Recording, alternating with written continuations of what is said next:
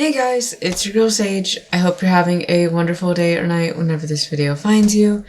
I'm here with our daily bread, and for today we have the book of Jeremiah, Jeremiah chapter 52, the fall of Jerusalem reviewed. Zedekiah was 21 years old when he became king, and he reigned 11 years in Jerusalem. His mother's name was Hamutal, the daughter of Jeremiah of Libnah. He also did evil in the sight of the Lord, according to all that Jehoiakim had done. For because of the anger of the Lord, this happened in Jerusalem and Judah, till he finally cast them out from his presence. Then Zedekiah rebelled against the king of Babylon. Now it came to pass in the 9th year of his reign, in the 10th month, on the 10th day of the month, that Nebuchadnezzar king of Babylon and all his army came against Jerusalem and encamped against it, and they built a siege wall against it all around. So the city was besieged until the 11th year of King Zedekiah. By the 4th month, on the 9th day of the month, the famine had become so severe in the city that there was no food for the people of the land. Then the city wall was broken through, and all the men of war fled and went out in the city at night by way of the gate between the two walls, which was by the king's garden, even though the Chaldeans were near the city all around. And they went by way of the plain. But the army of the Chaldeans pursued the king, and they overtook Zedekiah in the plains of Jericho.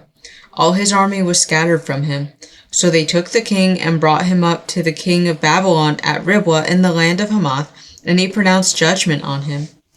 Then the king of Babylon killed the sons of Zedekiah before his eyes, and he killed all the princes of Judah in Riblah. He also put out the eyes of Zedekiah, and the king of Babylon bound him in bronze fetters, took him to Babylon, and put him in prison till the day of his death. The temple and the city plundered and burned. Now in the 5th month, on the 10th day of the month, which was the 19th year of King Nebuchadnezzar, king of Babylon, Nebuzaradan, the captain of the guard, who served the king of Babylon, came to Jerusalem. He burned the house of the Lord and the king's house, all the houses of Jerusalem, that is, all the houses of the great, he burned with fire. And all the army of the Chaldeans who were with the captain of the guard broke down all the walls of Jerusalem all around. Then Nebuzaradan, the captain of the guard, carried away captive some of the poor people, the rest of the people who remained in the city, the defectors who had deserted to the king of Babylon, and the rest of the craftsmen. But Nebuzaradan, the captain of the guard, left some of the poor of the land as vine dressers and farmers. The bronze pillars that were in the house of the Lord, and the carts and the bronze sea that were in the house of the Lord, the Chaldeans broke in pieces and carried all their bronze to Babylon. They also took away the pots, the shovels, the trimmers, the bowls, the spoons, and all the bronze utensils with which the priests ministered, the basins, the fire pans, the bowls, the pots, the lampstands, the spoons, and the cups, whatever was solid gold and whatever was solid silver, the captain of the guard took away. The 2 bronze pillars, 1 sea, the 12 bronze bowls which were under it, and the carts which King Solomon had made for the house of the Lord, the bronze of all these articles was beyond measure. Now concerning the pillars, the height of one pillar was 18 cubits, a measuring line of 12 cubits could measure its circumference, and its thickness was 4 fingers, it was hollow. A capital of bronze was on it, and the height of one capital was 5 cubits, with a network and pomegranates all around the capital, all of the bronze. The second pillar with pomegranates was the same. There were 96 pomegranates on the sides, all the pomegranates, all around the network were 100. The people taken captive to Babylonia. The captain of the guard took Sariah, the chief priest, Zephaniah, the second priest, and the 3 doorkeepers. He also took out of the city an officer who had charge of the men of war, 7 men of the king's close associates who were found in the city, the principal scribe of the army who mustered the people of the land, and 60 men of the people of the land who were found in the midst of the city. And Nebuzaradan, the captain of the guard, took these and brought them to the king of Babylon at Riblah. Then the king of Babylon struck them and put them to death at Riblah in the land of Hamath. Thus Judah was carried away captive from its own land. These are the people who Nebuchadnezzar carried away captive. In the 7th year, 3,023 Jews. In the 18th year of Nebuchadnezzar, he carried away captive from Jerusalem 832 persons. In the 23rd year of Nebuchadnezzar, Nebuzaradan, the captain of the guard, carried away captive of the Jews 745 persons. All the persons were 4,600. Jehoiachin released from prison. Now it came to pass in the 37th year of the captivity of Jehoiachin, king of Judah, in the 12th month, on the 25th day of the month, that evil Merodach, king of Babylon, in the first year of his reign, lifted up the head of Jehoiachin, king of Judah, and brought him out of prison. And he spoke kindly to him, and gave him a more prominent seat than those of the kings who were with him in Babylon. So Jehoiachin changed from his prison garments, and he ate bread regularly before the king all the days of his life. And as for his provisions, there was a regular ration given him by the king of Babylon, a portion for each day until the day of his death, all the days of his life. All right, so let's go ahead and talk about this chapter. So in this chapter, we see that all of the events that the Lord had spoken against Jerusalem and Judah coming to pass. And we see even why it was happening, because the Lord was already upset with his people for the wickedness of his people oppressing their own. A lot of it was they were worshiping and idolizing their own material wealth. They were chasing their drinks instead of chasing and pursuing righteousness that to serve those in need. There were a lot of empty houses that didn't have anyone living in them because nobody could afford to live in them. And a lot of this falls on the heads of the kings who the Lord had appointed to be king over his people.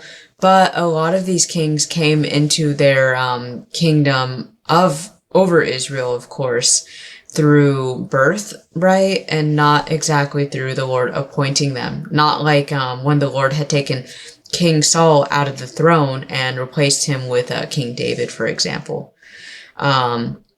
And nonetheless, Zedekiah himself, actually, he did seek wisdom from the Lord when the oppression of Babylon had began. And he did seek Jeremiah, but in a previous chapter. But we see that that the Lord had already spoken against Zedekiah, that he was set against him, and that he would be fighting alongside with the Babylonians, with the Chaldeans, and he would be delivered into their hand. And we see that this is all coming to pass. So we see the way in which it occurs that, the Chaldeans, Nebuchadnezzar, they are encamped around Jerusalem. But also the Lord had spoken that, those that remained within the city, they would die of pestilence, they would die of famine. And we see that happening here, where there is literally no food to be found in the entire city of Jerusalem. Because it's not as though people could go out and go or make trades, because they were being sieged. So nonetheless, we do see that everything that the Lord had spoken had come to pass. And this chapter is literally just reviewing that. I always think this is quite interesting too, because in this chapter we also see that King Zedekiah, he is overtaken. He's brought before King Nebuchadnezzar, who speaks judgment against him, and he kills his sons right before his eyes, and kills all of the princes of Judah right before him. And that's the last thing Zedekiah gets to see before his own eyes are gouged out. And I just want to bring up the significance of that, because Zedekiah, he had actually sought to hear from the Lord through the prophet Jeremiah. But, if you actually go back and read that chapter, you see that Zedekiah, he's not seeking the Lord because he's a man of God. He's not seeking the Lord because he wants to hear wisdom of the Lord. He's seeking the Lord because he wants to have his ears tickled. He wants to hear good news from the Lord, that, everything's going to be fine. When in reality, everything is not going to be fine, because Zedekiah had pursued his own wickedness and his own ways of doing things instead of fearing the Lord and keeping his commandments. Zedekiah was more interested in rebelling against the king of Babylon and maintaining his kingdom instead of being under a yoke of oppression, both of which the Lord had spoken. You will be under the oppression of Babylon, because I have spoken it, I have decreed it, and this will be your yoke for this time, until his anger had passed. But because Zedekiah not only continued in the ways of wickedness that had originally aroused the anger of the Lord, but also received very specific instruction to take upon himself the yoke of Babylon, and rebelled against what the Lord had spoken. I mean, honestly, when we rebel against the commands of the Lord, it's as sinful as witchcraft. So, of course, Zedekiah got exactly what the Lord had spoken. The Lord had spoken that Zedekiah, his sons, there would be no descendants from him that would prosper, or sit on the throne that David had sat on. But beyond that, Zedekiah, all of his men were scattered from him. So that's symbolic right there that he had lost all of his power, because the only reason any king has any power is the people underneath him. It's very similar to a manager. There's a lot of managers out there that the way that they run their place of work, they run it without remembering that their place of work would only be functional through the employees that they have under them. And if all those employees decided to quit on the same day, that manager would be host. It's the same way that King Zedekiah, he lost all of his army men. They scattered from him. He became a simple man. He was technically a king, but he became a simple man in that very moment. And then, of course, to have him brought before his arch enemy, King Nebuchadnezzar, who he really did not want to be under his yoke. He received judgment for that, of course. And then he got to watch his own sons be killed before him. So now any hope of a future is being killed before him, as well as the princes of Judah being killed before him as well. Literally watching his entire empire crashing before his eyes are finally gouged out. And I also like to think of this chapter as a reminder that when people think the Bible is boring, they haven't read this chapter, apparently, because this is such an eventful, this is almost Game of Thrones, excitement. Honestly, I'm pretty certain Game of Thrones was based off of events like this. But, nonetheless, not talking about that here. So nonetheless, then of course he is, and here's the worst part, after he has watched his kingdom be taken away before him, made into a simple man, watching his future literally killed and before his eyes, then have his eyes gouged out, so he will never see another thing again. He will never see the light of day again. He is taken to Babylon and imprisoned. They don't even kill him. So he has to live out the rest of his days with everything that he saw right before his eyes were gouged out, under the oppression of being imprisoned by Babylon. I mean, literally the worst of the worst could have happened to him, So nonetheless, then the chapter goes on to talk about the burning of the Lord's house, as well as his temple being plundered. And the truth is that the Lord had actually spoken that this would happen, because the Lord no longer saw his temple as a place that he wanted to dwell in or reside in because of the great wickedness of his people. The Lord's anger had, we know that the Lord is slow to anger, but even so, his anger had been fully aroused and his wrath was great. So the Lord said, okay, you know what? I don't want to be here anymore. The Lord had moved out and had given his gold and everything that had been made for him that the priests would use to honor him, that it was all given to Babylon as a reward for following his commandments of overtaking Jerusalem and Judah and bringing them into exile. So we see that description going on here, that they really took that place apart. They burned it down, but they took all the bronze, all the gold, all the silver as a reward. So nonetheless, then of course we see all the people that are taken captive to Babylonia. And I want to mention something really quick. We see that the people that are exiled from Jerusalem, many of them were people of power. Many of them were noblemen. Many of them were people who probably served the king. Many of them were people of prestige that probably had a good amount of wealth with them. Meanwhile, some of the poor had been taken, but a lot of the poor had also been left in the land as vine dressers and craftsmen and people who would till the land. poor people of the land who've been left behind, a lot of them were probably some of the people that were living in oppression by the noblemen that also lived there, all of them being Israelites, all of them being children of God.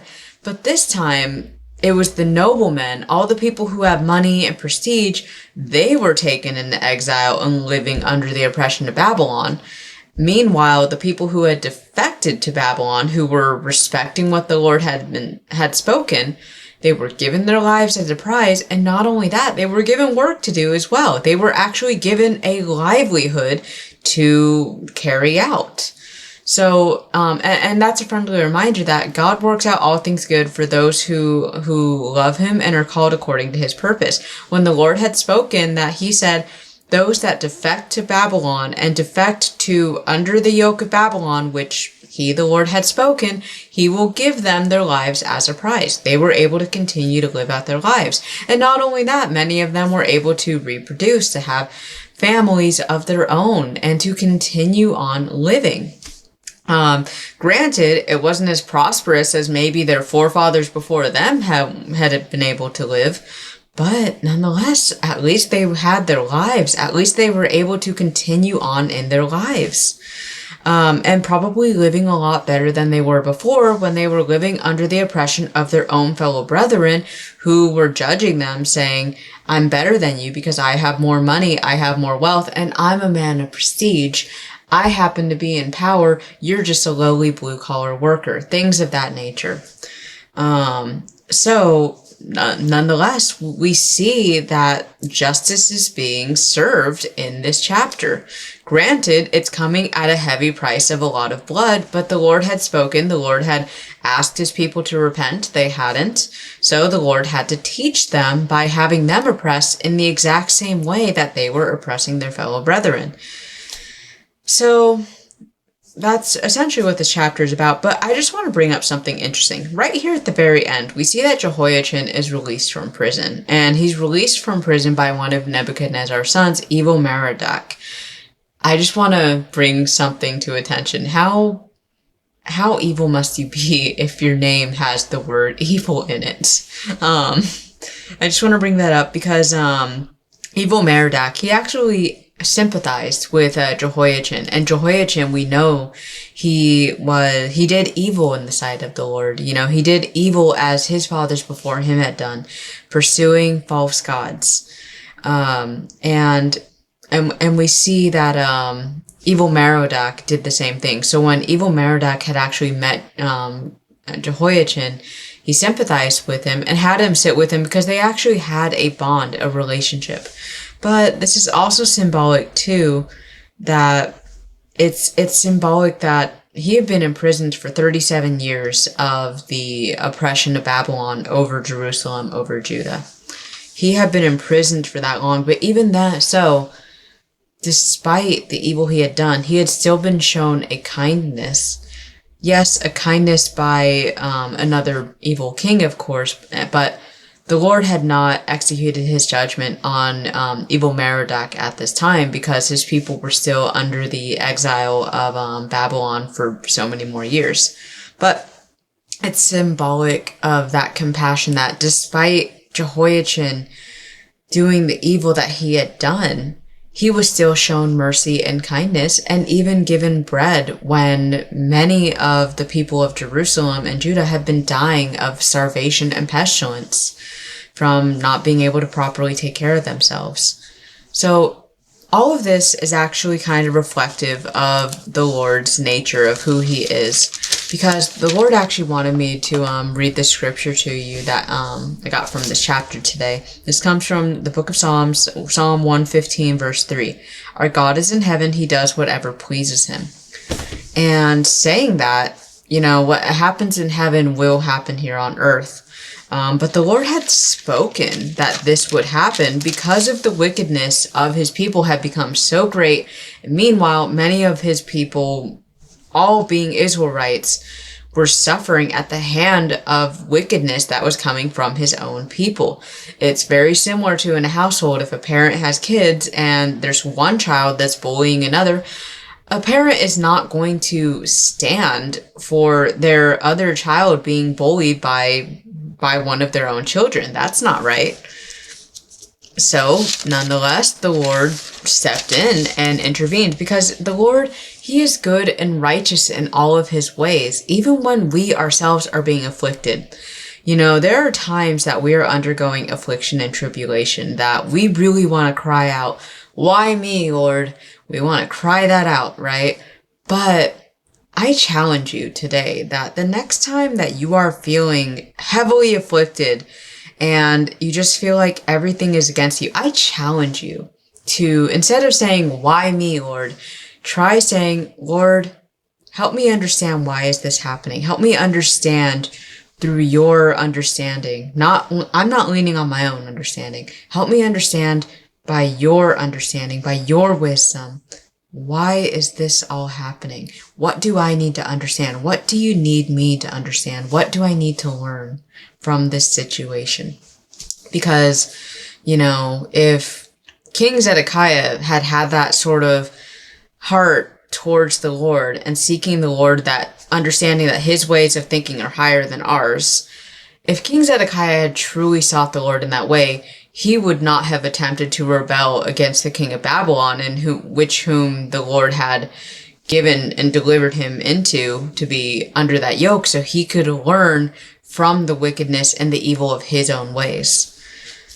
So really, the Lord does what pleases him, and we know that the Lord is good. He is faithful. He longs to be merciful and gracious towards his people, but at the same time, in this case, he's executing righteousness and judgment because his own people were oppressing his own people. So the Lord could not stand for that wickedness any longer. So that's why, of course, this happened. And those who had a heart towards the Lord understood. Those that had a heart towards the Lord understood, we have sinned and we have done wrong. But those that were so enamored with their wealth, with chasing their drinks, with their positions of prestige and power, those that preferred having the kingdom instead of serving the kingdom of the Lord, those who were more concerned with being king than being a servant of the Lord, those people fell by the sword because they pursued their own ways and their own wickedness over the will of God. So in this chapter, again, this chapter is all about justice, but even so, a reflection of the Lord's mercy as well. Because again, Jehoiachin is a representation that despite the Lord's people acting in wickedness and evil, still having mercy. You know, Jehoiachin had been imprisoned for 37 years. That's 37 years of him in chains eating slop. You know, and even then, he was shown mercy. And again, we know that that's who the Lord is as well. But in any case, I'm going to go ahead and wrap this word up here. I am praying that this message blessed somebody. And if it did, feel free to like, subscribe, and until next time, I hope all of y'all take care. Bye-bye.